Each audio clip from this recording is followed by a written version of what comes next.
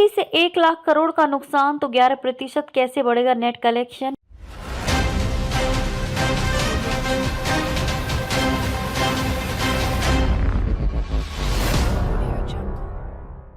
ये जादू या गणित, बजट पर चिदंबरम ने घेरा। राज्यसभा में चिदंबरम ने कहा कि बजट में इनकम टैक्स में हुई कटौती पर सबसे ज्यादा जोर दिया गया है, जबकि सिर्फ 3 करोड़ 20 लाख लोग ही इनकम टैक्स देते हैं। बाकी लोग रिटर्न तो भरते हैं लेकिन टैक्स कुछ नहीं देते।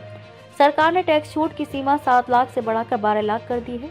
पूर्व वित्त मंत्री पी चिदंबरम ने संसद में बजट सत्र के दौरान केंद्र सरकार के हालिया बजट पर सवाल उठाए हैं। कांग्रेस नेता ने कहा कि इस बजट में कोई दूरदृष्टि नहीं है, बल्कि ये सिर्फ चुनाव से प्रेरित था।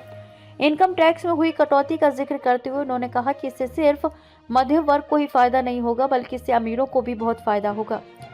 उन्होंने बजट पर सवाल उठाते हुए कहा कि टैक्स कटौती से 1 लाख करोड़ का नुकसान होगा तो नेट कलेक्शन 11% कैसे बढ़ेगा, ये जादू है या गणित। चिदंबरम ने राज्यसभा में कहा कि बजट में इनकम टैक्स में हुई कटौती पर सबसे ज्यादा जोर दिया गया है, जबकि सिर्फ 3 करोड़ 20 लाख लोग ही इनकम टैक्स देते हैं। बाकी लोग रिटर्न तो भरते हैं लेकिन टैक्स कुछ नहीं देते। सरकार ने टैक्स छूट की सीमा 7 लाख से बढ़ाकर 12 लाख कर दी है।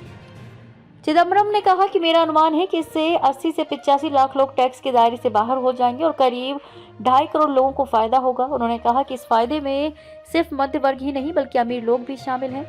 उन्होंने कहा कि इन 2.5 करोड़ लोगों में न केवल मध्यम वर्ग शामिल है, जिसकी वित्त मंत्री ने पूरे उत्साह से वकालत की थी, बल्कि इसमें 2,27,315 ऐसे व्यक्ति भी शामिल हैं जिन्होंने 1 करोड़ से अधिक का रिटर्न भरा है।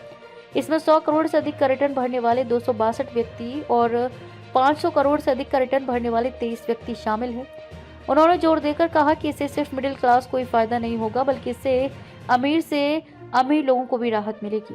चिदंबरम ने कहा कि बजट भाषण के दौरान वित्त मंत्री निर्मला सीतारमण ने यह भी दावा किया कि उन्होंने रुपए 1 लाख करोड़ का त्याग किया है। इसके बाद उन्होंने दावा किया कि केंद्र का शुद्ध टैक्स रेवेन्यू 2025-26 में 11.1% बढ़ जाएगा। सवाल यह है कि इस बजट में रुपए 1 लाख करोड़ छोड़ने के बाद वह कैसे दावा करती हैं कि केंद्र द्वारा शुद्ध कर राजस्व उसी 11% की दर से बढ़ेगा। ये सिर्फ जादू ही हो सकता है। इस दौरान चिदंबरम ने कहा कि वित्त मंत्री को मेरी विनम्र सलाह है कि विकास के केवल एक इंजन पर निर्भर न रहे। निर्यात और पूंजीगत व्यय जैसे कि अन्य इंजन भी है जिन्हें बढ़ाया जाना चाहिए। पूर्व वित्त मंत्री ने सरकारी आंकड़ों का हवाला देते हुए कहा कि 2012 से 2024 के बीच खाने पीने की चीजों की महंगाई 6.18%, शिक्षा की महंगाई 11% और स्वास्थ्य सेवाओं की महंगाई 14% रही। उन्होंने कहा इसने भारतीय परिवारों को अपंग बना दिया है। घरेलू बचत 25.2% से गिरकर 18.4% हो गई है। उन्होंने मनरेगा और अन्य योजनाओं का पैसा न बढ़ाने पर भी केंद्र सरकार को घेरा।